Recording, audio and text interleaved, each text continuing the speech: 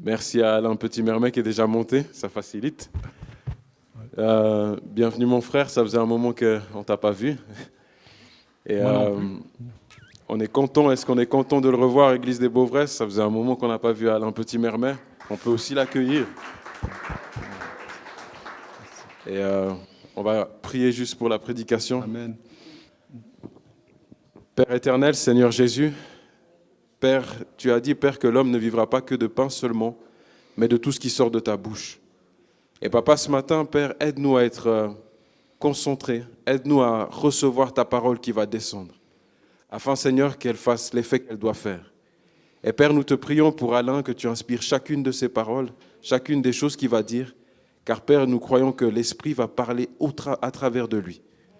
Père, merci pour ce que tu as mis dans son cœur, et merci pour la disposition qui est là maintenant pour entendre cela. Dans le nom de Jésus, Amen. Amen. Bonjour à tous.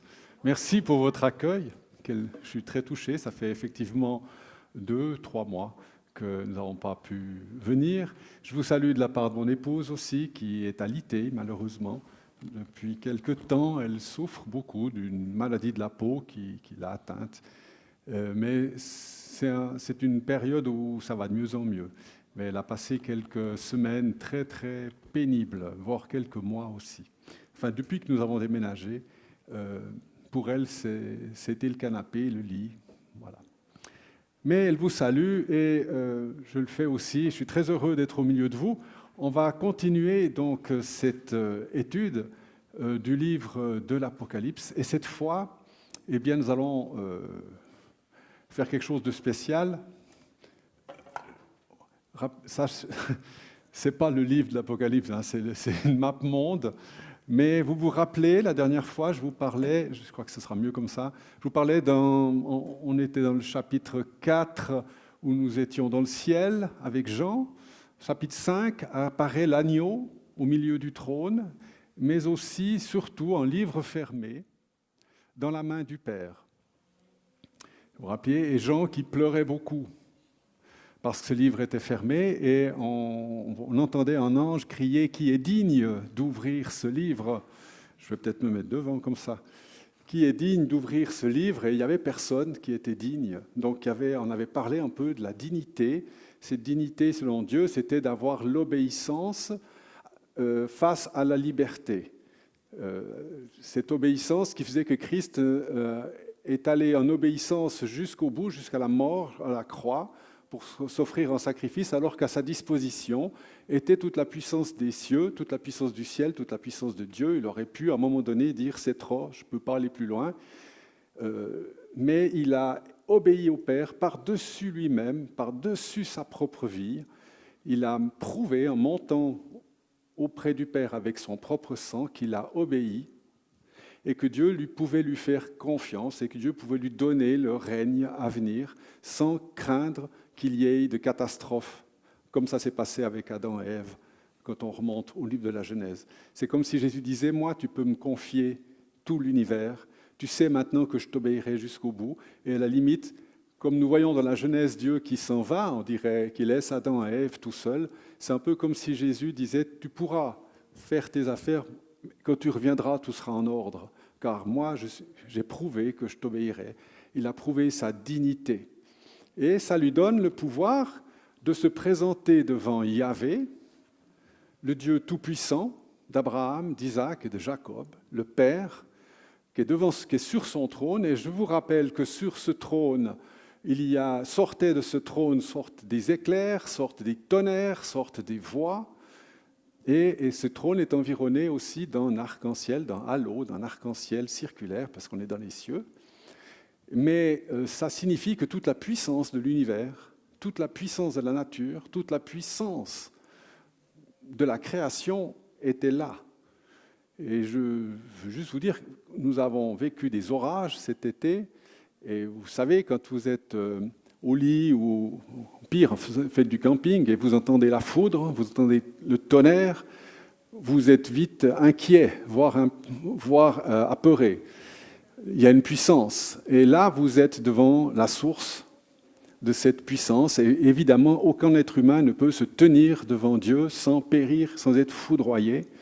C'est de cela qu'il s'agit. Jésus va, lui, devant le Père, sans être foudroyé.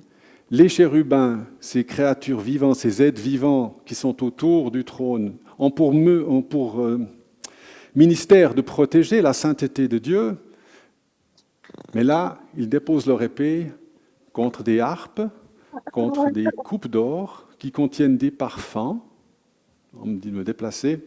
Qui contiennent des parfums et qui contiennent vos prières. Les prières des saints, vos prières sont apportées devant le trône. Et donc le Christ revient et prend le livre. Et maintenant, nous allons l'ouvrir. La question, qu'est-ce que ce livre ?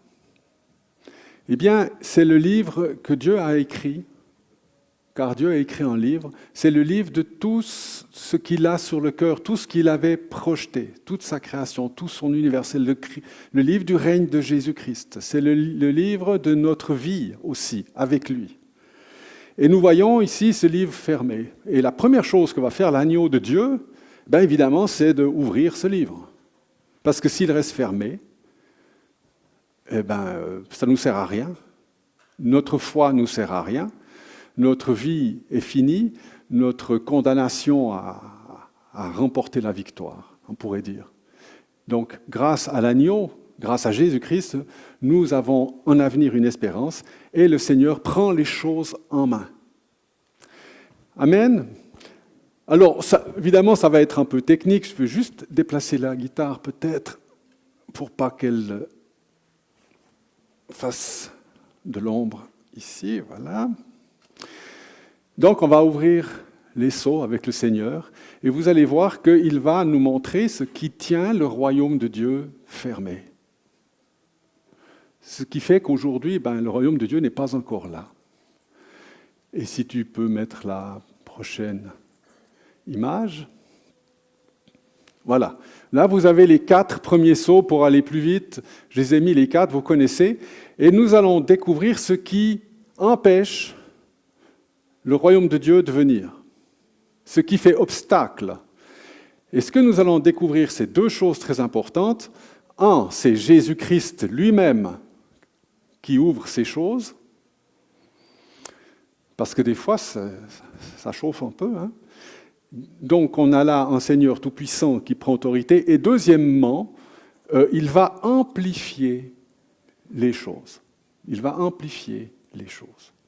Donc, les 4 premiers sceaux sont ceux que nous allons ouvrir maintenant. Donc, je fais la lecture et puis, allez, on y va.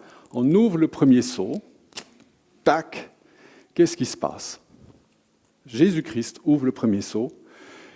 Je regardais quand l'agneau ouvrit le premier sceau et j'entendis l'un des 4 êtres vivants, écoutez bien, qui disait comme d'une voix de tonnerre. On a vu ça tout à l'heure. Ici, ou viens, mais dans le texte, c'est ici. Et doit se manifester, alors, je dirais, est dévoilé en cheval blanc. J'ai oublié de vous dire, on est en esprit. Hein. L'Apocalypse, c'est tout simplement l'évangile selon le Saint-Esprit. C'est le 5e ou le 6e évangile. Si vous voulez, vous êtes là simplement dans les choses comme Dieu les voit. Donc, quand il s'agit d'un cheval, on est d'accord que c'est un esprit, que c'est dans le ciel que ça se manifeste de cette forme-là. Donc, je regardais, et voici parut un cheval blanc. Celui qui le montait avait un arc. Donc, c'est déjà quelqu'un de guerrier. Il lui fut donné, celui qui le montait avait un arc, une couronne lui fut donnée. Non seulement c'est un guerrier, mais on lui donne encore la victoire. Et il partit en vainqueur pour vaincre.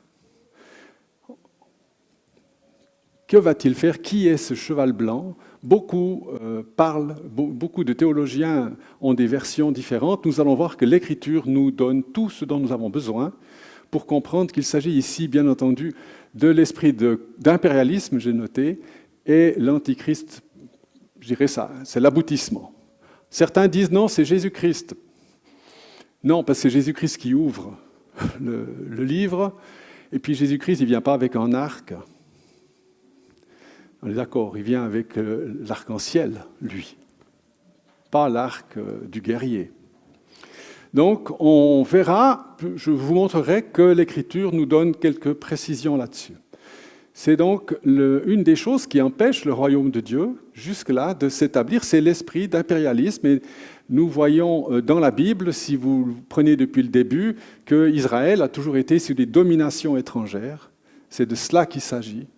Vous avez eu les Babyloniens, vous avez eu les Perses, vous avez eu les Grecs, vous avez eu les Romains, et vous aurez encore quelqu'un à venir.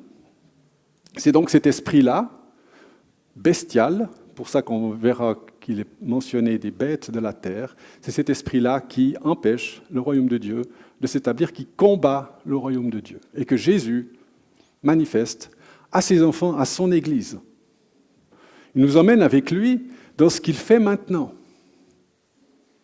pour que nous ne soyons pas dans l'ignorance de ces choses. Donc on est privilégiés. C'est un petit peu lourd, hein, je reconnais, mais ça fait partie du désir de Dieu que nous connaissions ce qu'il fait de notre Seigneur. Car il fait ça dans le ciel. Et il n'a pas terminé. Quand il ouvrit l'agneau, le deuxième sceau, j'entendis un second être vivant, le second être vivant, qui disait « Viens !» Et là se manifeste un autre cheval, roux. Celui qui le montait reçut le pouvoir d'enlever la paix sur la terre, afin que les hommes s'égorgeassent les uns les autres, c'est joyeux, et une grande épée lui fut donnée.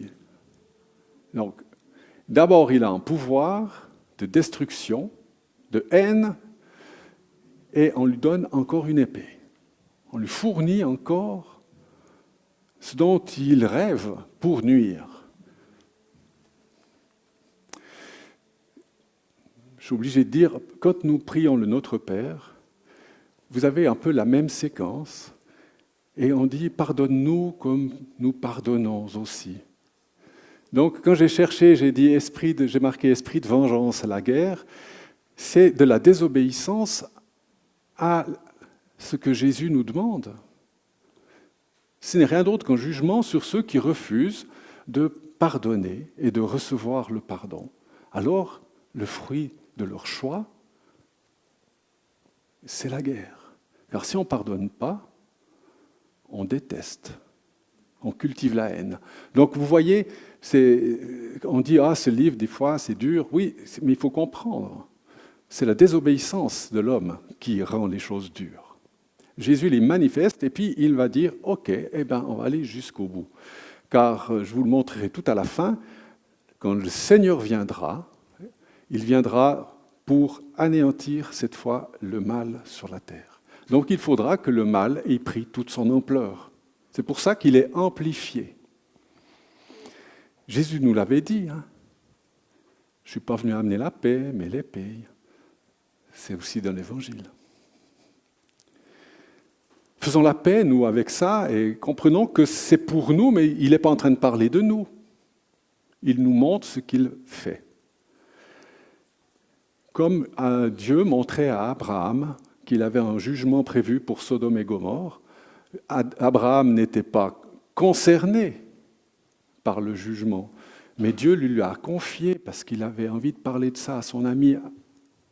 Comme aujourd'hui, Jésus nous confie ces choses parce qu'il a envie d'en parler avec nous. Et Abraham a été sage, il a intercédé pour Sodome et Gomorrhe. Et nous, intercédons pour ce monde tant que ces choses ne sont pas encore lancées définitivement. Parce que ça, ce sera le dernier saut. Vous voyez comment le Seigneur vous élève et vous honore en vous emmenant auprès de lui dans ce qu'il fait de manière spirituelle. Quand il ouvrit le troisième sceau, j'entendis le troisième être vivant qui disait « Viens ». À ce moment-là se manifeste un cheval noir. Celui qui le montait avait une balance dans la main. Et j'entendis, et ça c'est intéressant, écoutez bien, il y a là quelque chose pour nous. J'entendis au milieu du trône, des quatre êtres vivants, une voix qui disait, qu'est-ce qu'il y a au milieu des quatre êtres vivants? Il y a un trône, et qu'est-ce qu'il y a au milieu du trône? Un agneau. Un agneau, si vous vous rappelez au chapitre 5. Lui, le Christ. Et qu'est-ce qu'il va dire? Une mesure de blé pour un denier et 3 mesures d'orge pour un denier, ça veut dire 1 kilo, un salaire journalier pour un pain, à peu près. Un pain de blé ou un pain d'orge. Ou 3 pains d'orge, pardon. Mais l'huile, mais ne fait pas de mal à l'huile et au vin. Pour quelle raison cette mention? Parce que qu'est-ce qu'on fait quand on a de la pâte et de l'huile, puis un petit peu de sel des fois? On fait du pain, et on se retrouve avec le pain et le vin. Et le Seigneur dit, spirituellement, je protège mes enfants, je protège mes églises. Ils pourront continuer à communier avec moi. Ne craignez donc rien. Même si nous sommes pris dans les tribulations, notre vie est une tribulation, déjà.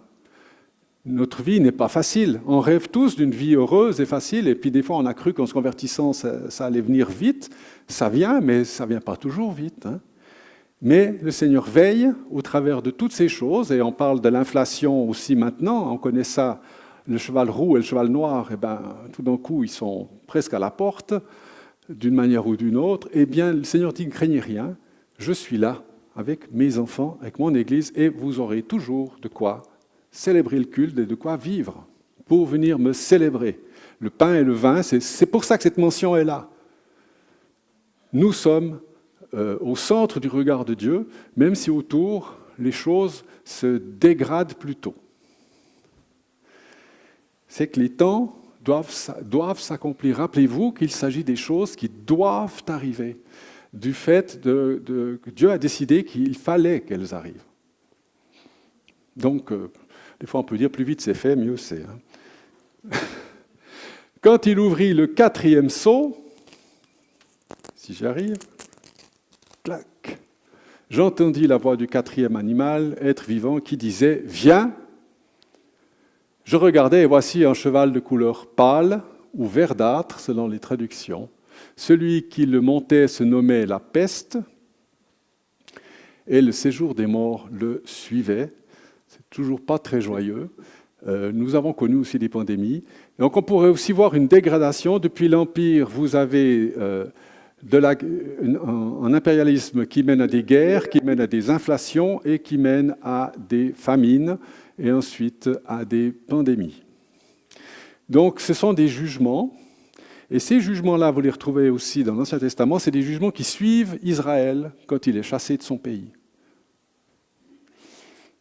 Dans Ézéchiel, je ne sais plus à quel chapitre, vous avez l'Éternel qui dit « Je te chasse et j'envoie mes jugements derrière toi ». Donc, à quelque part, les nations sont impactées, sont jugées en fonction aussi de l'accueil qu'elles ont fait au peuple de Dieu, au peuple d'Israël qui était dispersé pendant ces 20 siècles. Vous avez donc à partir de maintenant dans l'Apocalypse, vous n'oublions pas, vous avez 2 histoires parallèles, c'est celle de l'Église et celle d'Israël. Et à la fin, tout à la fin, les 2 peuples sont réunis.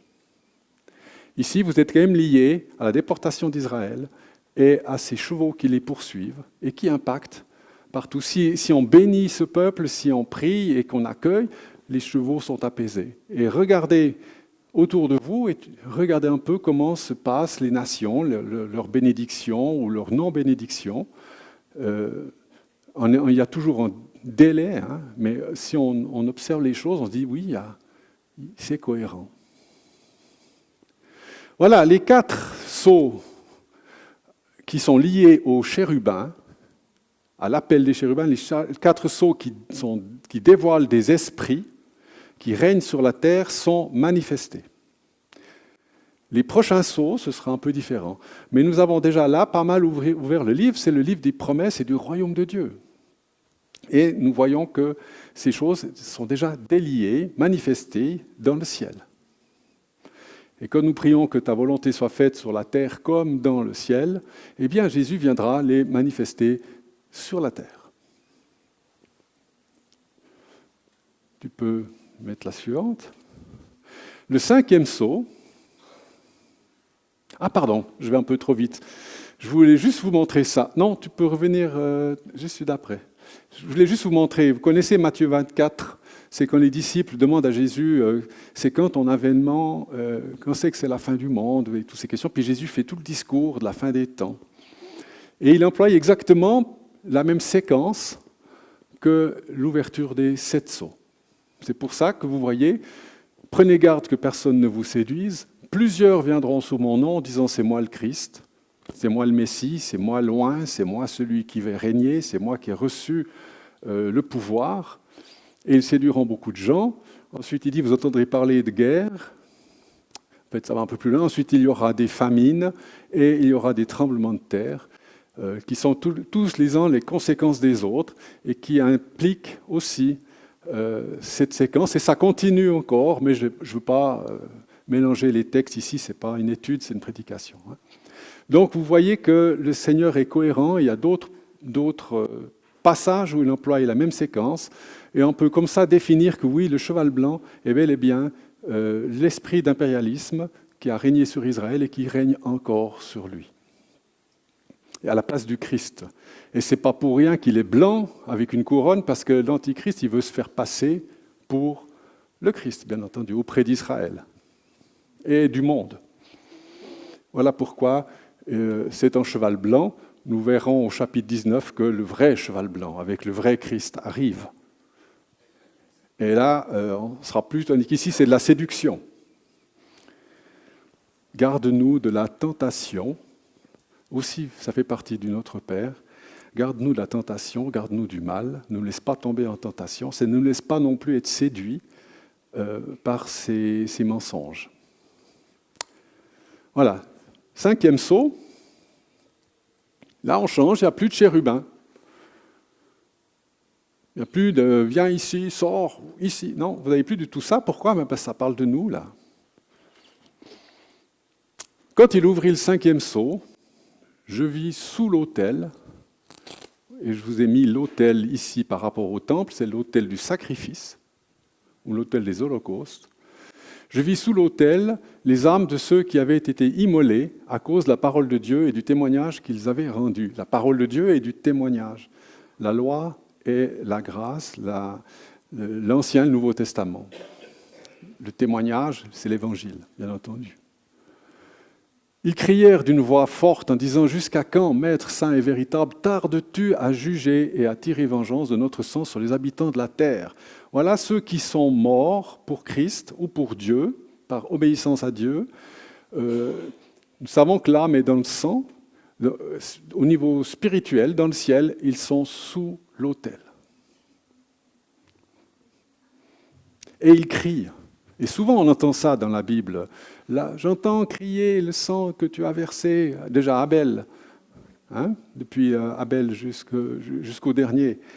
Parce que le sang crie et demande vengeance, crie vengeance. C'est pas juste. J'ai rien fait de mal. Pourquoi mon sang est là? Qu'est-ce que tu attends, Dieu? Et ça, je l'entends encore souvent. Et je pense que vous aussi. Qu'est-ce qui se passe? Qu'est-ce que tu attends? Pourquoi cette injustice? La réponse, une robe blanche leur fut donnée et il leur fut dit de se tenir en repos. Ah, le Shabbat, le repos de Dieu.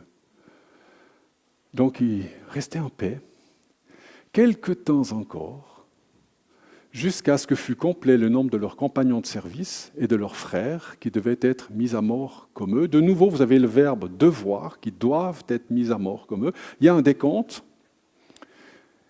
Il y a un décompte qui se fait de tous ceux qui rendent l'âme pour le Seigneur, que Dieu connaît, et Dieu leur dit juste à ceux qui sont dans l'attente, patientez encore un peu. Et on verra tout à l'heure que le Seigneur ne va pas oublier leurs prières.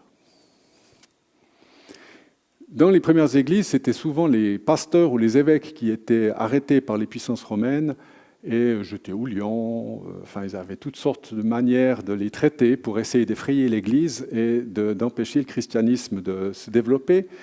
C'est de ceux-là qu'on voit là. Mais on pourrait aller un peu plus loin, en prenant un peu de liberté, puis en disant, mais tous ceux qui meurent en Christ, peut-être pas en répandant son sang, mais tous ceux qui meurent en Christ ont cette paix et cette attente.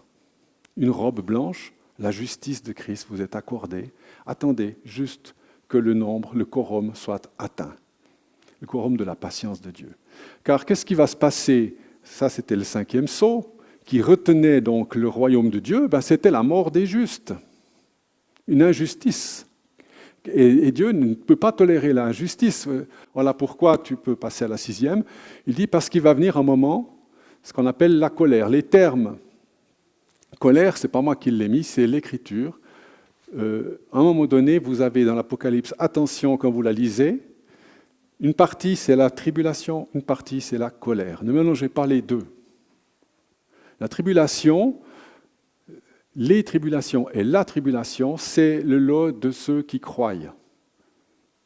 La colère, c'est le lot de ceux qui auront refusé de croire et qui ne veulent pas se repentir de leurs mauvaises œuvres. Malheureusement, pour eux, la colère les attend. Et c'est aussi pour ça que ce livre est écrit. C'est aussi quelque chose qu'il faut faire savoir. Tu peux faire comme tu veux, mon ami, si tu ne veux pas venir à Jésus. Mais sache que la colère de Dieu repose sur toi à cause de tes œuvres. Et il faudra rendre compte. Donc la colère, c'est le 6e sceau qu'on va ouvrir. Je dirais en même temps que ces sceaux consistent à une espèce de sous-titre de ce qui va venir après. C'est un petit peu les thèmes qui vont être abordés ensuite dans le livre, qui sont libérés. Donc vous avez la 5e sceau, c'était l'injustice vis-à-vis de ceux qui croient, et ça c'est la justice vis-à-vis de ceux qui refusent de croire, qui devront affronter la colère de Dieu que Christ a prise sur lui pour nous. Christ, en croix, a pris cette colère pour son peuple. Et nous sommes son peuple. Donc ça ne nous concerne pas, nous, en tant que chrétiens. Par contre, Dieu nous le révèle que oui, je vais m'occuper de ça un jour. C'est du reste ce qui nous effraie un peu dans ce livre.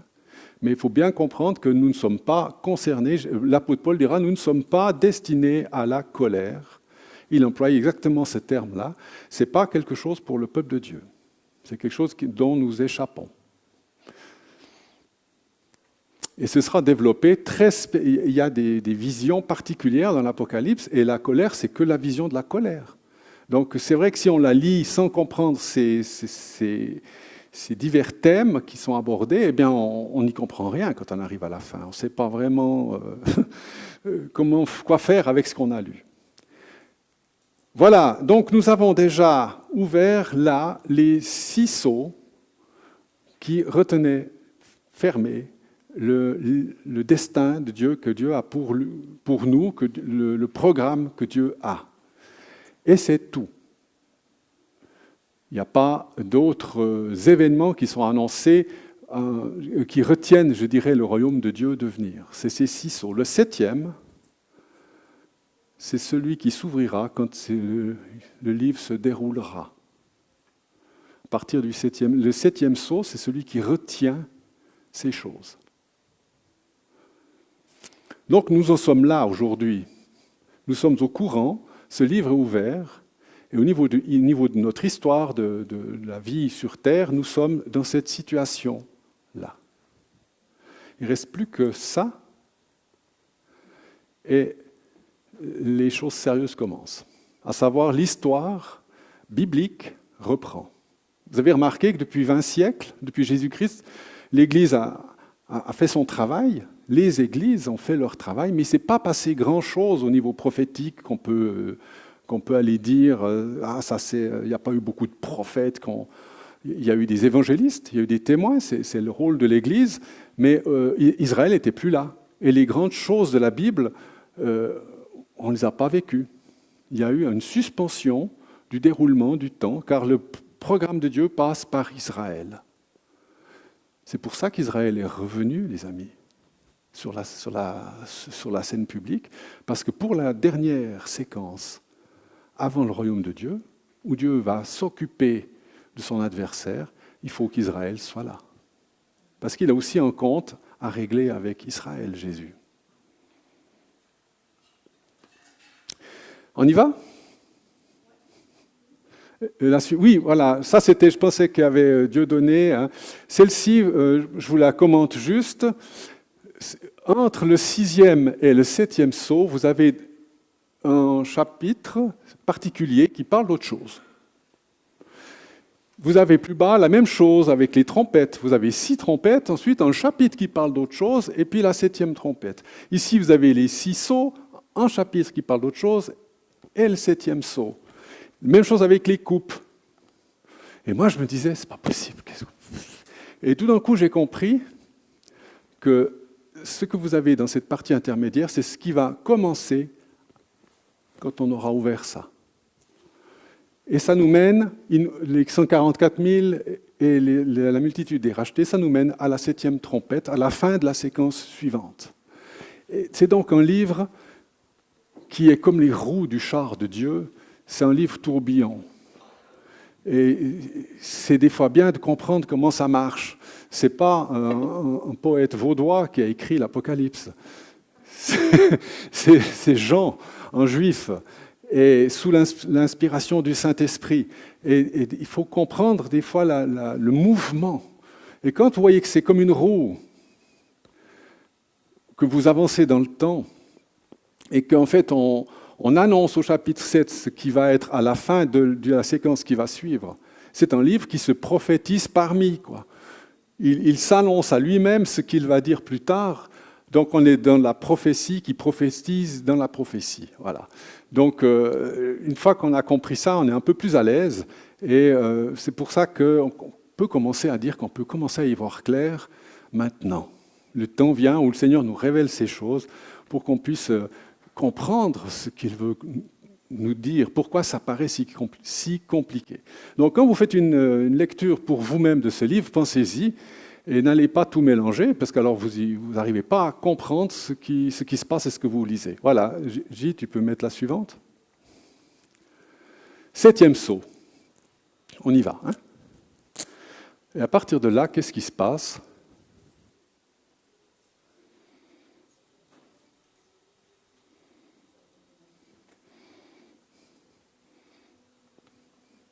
Rien, en silence, comme vous maintenant. Il n'y a plus de chérubins qui crient, il n'y a plus de vision, il y a un silence. Silence, car l'Éternel se lève. Je ne sais pas si ce silence ce sera perceptible pour nous, mais là, les choses sérieuses commencent. Une demi-heure de silence. Parce que maintenant, l'histoire reprend. C'est fini de la patience. À partir de ce moment-là, cette année, à partir de ce moment-là, les jours sont comptés. À partir de ce moment-là, on peut savoir, au jour près, où on en est. Vous savez que Jésus a dit, on peut pas, c'est pas à vous de connaître les temps et les moments. Nous ne savons pas quand il ouvrira le 7e sceau. Mais à partir du 7e sceau, les jours sont comptés. Pour ceux qui travaillent les prophéties, pas de souci. 2 fois 1260 jours, Daniel et l'Apocalypse le mentionnent. 3 ans, 2 fois 3 ans et demi, 7 ans. Et le Seigneur est là. Tout ce que nous avons appris, tout ce que nous avons cru, tout ce que nous avons chanté, tout ce que nous espérons, tout ce que nous connaissons va s'accomplir à ce moment-là, dans les 7 années. Le royaume de Dieu, avec le roi, avec le grand roi, le vrai, vient. Et ça fait bizarre de passer cette étape. Moi, j'ai eu une espèce de réaction. Parce que je dis, mais attends, jusqu'à présent, c'était théorique. C'était ma foi, c'est Jésus, mon Seigneur. Puis tout d'un coup, ça le rapproche. Et on se dit, non, c'est pas possible, ça va vraiment arriver. Ce royaume qui vient, oui, à partir de là, 7 ans. Je vous le montrerai tout à l'heure très succinctement, je ne peux pas tout en 40 minutes vous expliquer. Cette année, l'histoire d'Israël est terminée. L'histoire d'Israël, prophétiquement, se déroule sur 490 années depuis la déportation de Babylone. Et 490 années en 3 séquences. Ça, c'est un peu mon travail, c'est un peu compliqué, je vous le dis comme ça. Et la dernière séquence, c'est une séquence de 7 ans. Et après, vous avez 490 années, ça fait un jubilé, ça fait 70 fois 7 ans. Et chez les Israélites, c'est le grand jubilé. C'est le jour où on libère les captifs, où on rembourse les dettes, où on recommence une nouvelle histoire. Et c'est le début du millénium pour nous, chrétiens, à ce moment-là, avec le Seigneur. Ça veut dire que toutes les choses passées seront derrière. Donc, à partir du moment où le 7e sceau est ouvert, je l'ai mis à l'envers, de toute façon, pardon pour ceux qui...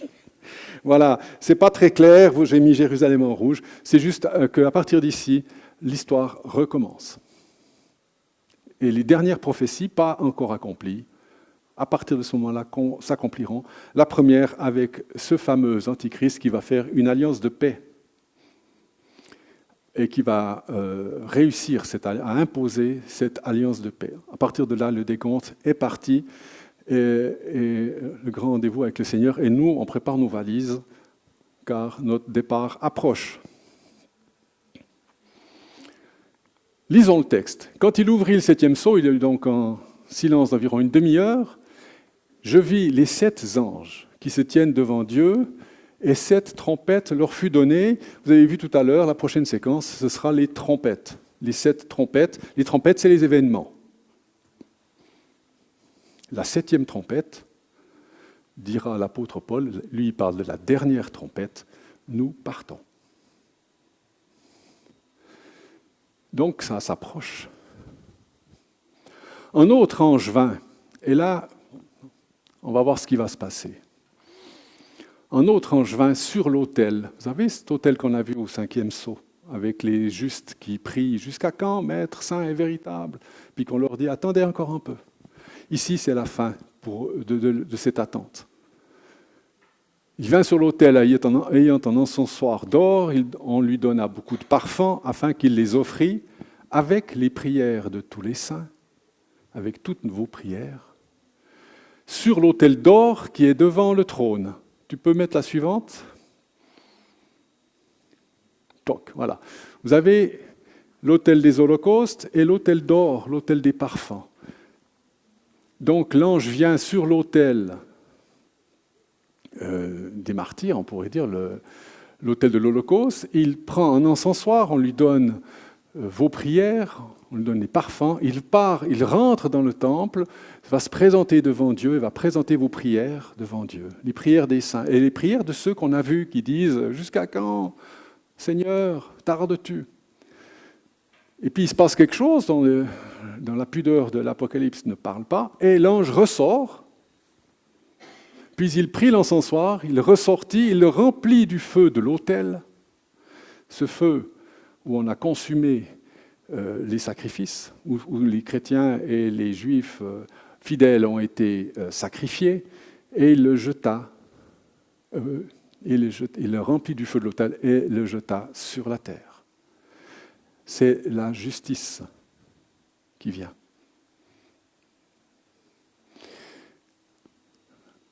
Des fois, on se demande de quel côté on se tient. Dans le ciel, c'est clair. Jésus dit, n'aimez pas le monde. Cherchez les choses d'en haut, recherchez le royaume des cieux et toutes choses sont données par-dessus. Parce que la terre est condamnée.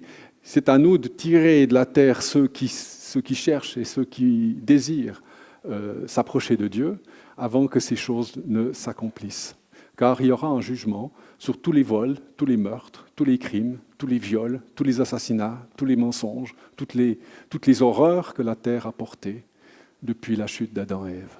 Et que Dieu va devoir juger sur ceux qui les commettent. L'évangélisation, elle permet de trancher l'humanité en deux.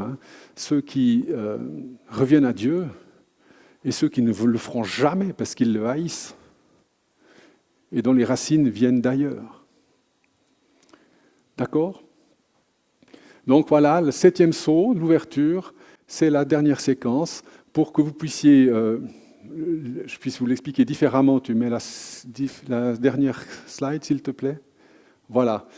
Vous avez ici, je vais juste le poser là, c'est un dia d'un cours que j'ai fait sur ce que j'appelle les temps prophétiques.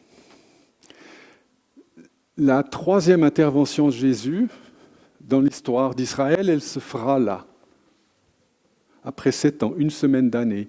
L'ange Gabriel, c'est Gabriel qui a été visiter Marie et qui a été visiter Zacharie aussi dans le Nouveau Testament, mais bien avant, il est allé révéler ça à Daniel. L'histoire de ton peuple sera en 3 séquences, ce qu'il appelle, lui, des semaines d'année. Jésus est mort exactement pour clôturer la 2e séquence, et il en reste une, parce que 62 plus 7 plus 1, ça fait 70 semaines d'année, le grand jubilé, 490 ans. Une semaine d'année, ça fait 7 ans, et le livre est ouvert pour pouvoir accomplir ces 7 dernières années. Et la raison pour laquelle ça se passe comme ça, c'est Dieu qui l'a fait, qui nous le révèle, c'est pour faire cesser les transgressions et mettre fin au péché. La venue du Seigneur, au niveau prophétique, telle qu'elle a été révélée à Daniel, c'est pour faire cesser les transgressions et mettre fin au péché. Autrement dit, pour supprimer la puissance du mal et son accomplissement. Voilà pourquoi, à l'ouverture des sceaux, tout a été amplifié, manifesté dans sa plénitude, malheureusement, afin de pouvoir les faire cesser. Et alors, une fois que ces choses auront cessé, et c'est Christ qui va le faire, Israël se sera repenti, ils vont arriver dans une telle situation tendue qu'ils ne pourront plus que crier à Jésus.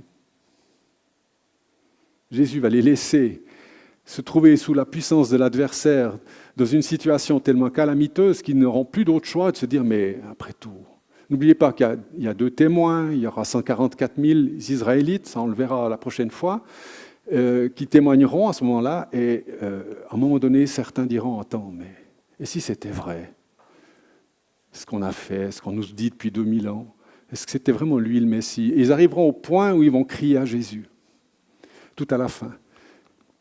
Et là, le Seigneur viendra les libérer. Et nous avec. Et vous pouvez lire les textes, ça c'est assez facile à comprendre. L'adversaire, le faux prophète, l'antichrist sont jetés dans le feu, Satan est lié, et vient les promesses du règne sur la terre de Jésus-Christ avec nous et avec les Juifs réconciliés, et on part dans quelque chose de nouveau, c'est le grand jubilé, la grande fête. C'est quelque chose dont on a toujours entendu parler et on voit ces choses s'approcher.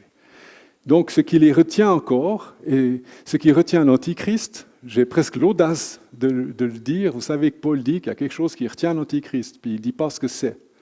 Pour ceux qui lisent, c'est dans l'épître aux Thessaloniciens, sauf erreur. Et puis moi, quand je faisais la théologie, mon prof disait « Paul, pourquoi tu n'as pas dit ?» Parce que nous, on ne sait pas de quoi tu parles. Mais à cette époque-là, il ne pouvait pas le dire. Parce que si c'était la fin de l'Empire, il mettait les chrétiens en danger. Mais il y a de fortes chances que ce soit ce 7e sceau qui le retienne. Et quand le Christ l'ouvrira, tac, on entame la dernière séquence. Et à ce moment-là, il a champ libre, on l'a vu, il a l'épée, il a la couronne, il a tout ce qu'il faut pour accomplir son œuvre, qui sera ensuite anéantie à jamais. Voilà, donc nous, en tant qu'enfants de Dieu, si tout ça est écrit, c'est pour nous enseigner, pour nous instruire, pour pas que nous soyons dans les ténèbres ou dans l'inquiétude face aux choses qui se passent. Rappelez-vous, il y aura du pain, il y aura du vin. Toujours.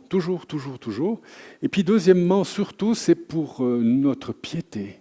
Rappelez-vous que quand Dieu nous explique ces choses, ce n'est pas pour nous faire « Ah, mon Dieu, mais qu'est-ce qui va se passer ?» Pas du tout. D'abord, Abraham n'a pas du tout eu cette réaction quand Dieu lui a parlé de Sodome et Gomorrhe. Il a dit, Abraham, il savait qu'il était protégé. Abraham savait que ça ne le concernait pas. Comme nous savons que ça ne nous concerne pas. Par contre, Par contre, Abraham a dit, non, mais tu ne peux pas faire ça, il y a encore des justes. Il y en a peut-être 50, peut-être 100. Puis relisez le texte. Peut-être 50, tu brûlerais la ville à cause de ça. Puis non, s'il y en a 50, je ne fais pas. Alors écoute, pardonne-moi, mais c'est quand même bête, hein, parce que tu ne brûles pas la ville s'il y a 50, puis s'il y en a 45, alors tu la brûlerais à cause de 5. À cause de 5, tu brûlerais la ville. Ah non, s'il y a 45, je ne brûle pas. Pardonne-moi, Seigneur. Mais s'il en reste 40, ne te fâche pas. S'il en reste 40, je ne brûle pas. J'ai encore envie de parler une fois, Seigneur.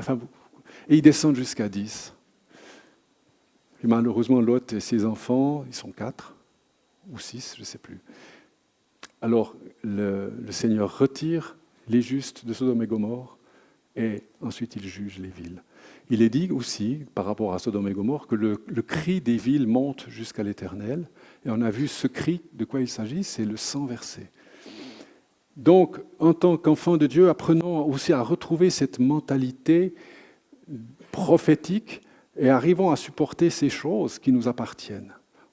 L'Évangile, ça fait aussi partie, les prophéties font aussi partie de l'Évangile. Rappelez-vous, je vous disais que l'enseignement des chrétiens, l'édification des églises se fait avec l'enseignement des apôtres et des prophètes.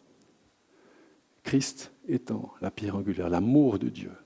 Et l'amour de Dieu ne nous abandonnera pas, ne nous abandonne pas. Elle s'accomplit après. On le vivra, on le mangera éternellement. Mais il va falloir que le monde ait affaire à son Dieu.